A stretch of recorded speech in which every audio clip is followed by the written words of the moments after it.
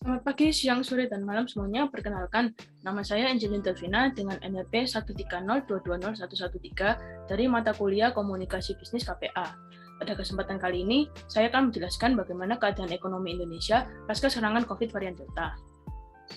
Sebelum ke keadaan ekonomi Indonesia, kita perlu tahu nih, virus COVID varian Delta itu apa. Jadi, virus COVID varian Delta adalah penyakit COVID-19 yang disebabkan oleh virus corona yang telah bermutasi.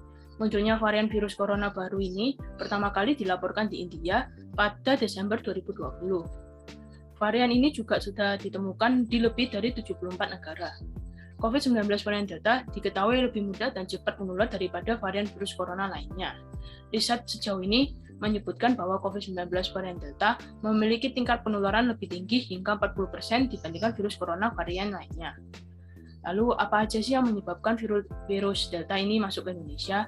Jadi yang pertama ada 132 warga negara India yang masuk ke Indonesia dengan pesawat charter melalui Bandara Soekarno-Hatta.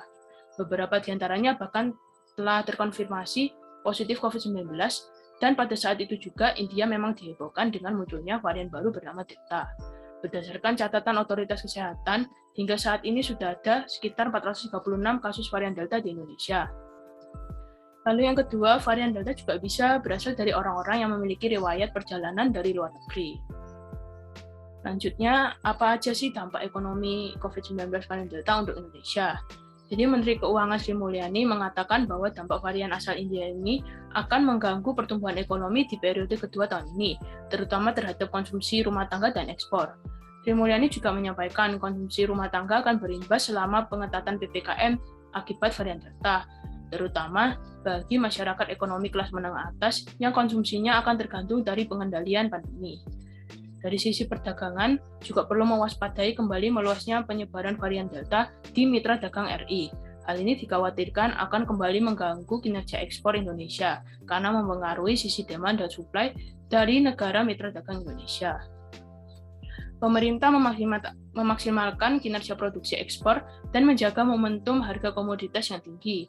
Maka sektor-sektor esensial dan kritikal tetap bisa beroperasi dengan penerapan protokol kesehatan di tengah kebijakan PPKM.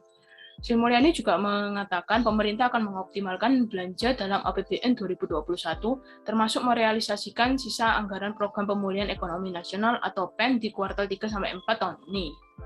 Lalu selanjutnya, upaya pemerintah untuk atasi COVID varian Delta. Di sektor ekonomi, pemerintah akan memberikan berbagai intensif di dunia usaha dan tetap diteruskan seperti kebijakan listrik, intensif abonemen minimal, dan insentif perpajakan yang diperpanjang sampai akhir tahun sehingga memberikan cash flow bagi sektor usaha. Selanjutnya, pemerintah meningkatkan program vaksinasi agar segera tercapai kekebalan komunal atau herd immunity, karena meyakini bahwa vaksinasi memiliki peran sentral dalam penanganan COVID-19 dan pemulihan ekonomi nasional. Pemerintah juga terus menggenjot testing, tracing, dan treatment, dan menambah ketersediaan fasilitas layanan kesehatan, serta menjaga ketersediaan oksigen dan memperbanyak persediaan obat-obatan. Untuk memperkuat 3T, utamanya dalam meningkatkan tracing, pemerintah mendorong penggunaan aplikasi Peduli Lindungi untuk pelaksanaan digital tracing dan menggunakan aplikasi Silacak untuk meningkatkan tracing yang akan dilakukan para tracer di daerah, terutama di Babinsa. Di sisi lain, pemerintah juga terus mengeluarkan sejumlah program dalam upaya pemulihan ekonomi nasional dengan memberikan berbagai program tambahan kepada masyarakat, UMKM, dan dunia usaha, terutama pada masa penerapan PPKM level 4. Beberapa bantuan tambahan untuk masyarakat tersebut disalurkan melalui program-program. Yang pertama adalah kartu sembako PPKM untuk 5,9 juta KPM usulan daerah, perpanjangan bantuan sosial tunai atau BST selama 2 bulan untuk 10 juta KPM, subsidi kuota internet selama 5 bulan mulai dari Agustus sampai Desember 2021 untuk 38,1 juta penerima, diskon listrik selama 3 bulan mulai dari Oktober sampai Desember 2021 untuk 32,6 juta pelanggan, bantuan rekening minimum biaya beban atau abonemen selama 3 bulan mulai dari Oktober sampai Desember 2021 untuk 1,14 juta pelanggan, dan tambahan kartu prakerja dan bantuan subsidi upah. Mungkin segitu dulu informasi yang bisa saya sampaikan pada kesempatan kali ini. Tetap jaga kesehatan dan ikuti protokol kesehatan. Saya Angelin Davina, pamit undur diri dan terima kasih.